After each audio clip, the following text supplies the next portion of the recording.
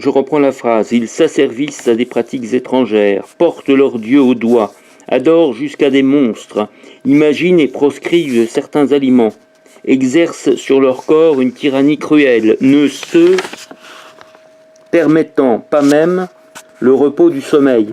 Page 8. Ils n'osent se marier, faire une adoption, se déterminer à rien, si les sacrifices ne sont favorables. D'autres trompent, jusque dans le Capitole, se parjurent sous les yeux de Jupiter fulminant, et ceux-ci jouissent de leur forfait. Ceux-là sont punis de tout ce qu'ils font pour les dieux. Chez tous les peuples du monde, en tout temps, en tout lieu, la fortune seule est invoquée par tous les mortels.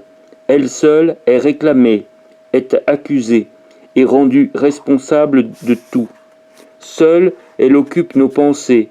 Elle est l'objet de nos louanges comme de nos reproches. On l'injurie même en l'adorant.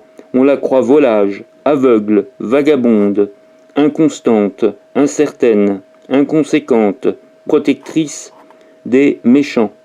C'est à elle qu'on attribue et la perte et le gain. Dans le journal de la vie humaine, elle est chargée seule à la mise et de la recette.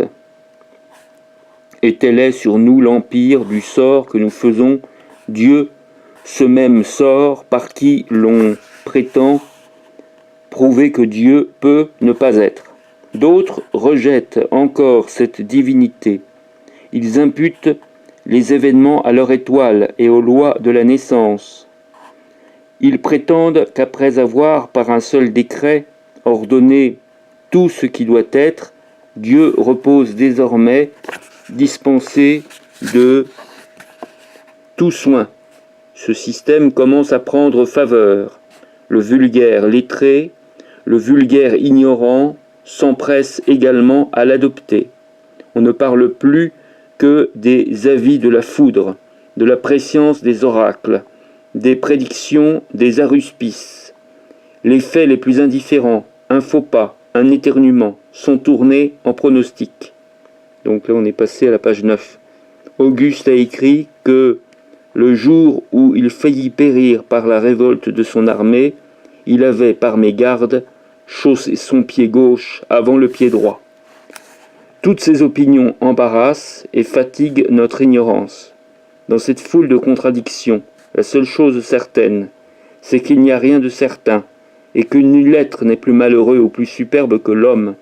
Du moins les autres animaux n'ont que le soin de se nourrir, et la nature d'elle-même pourvoit généreusement à leurs besoins.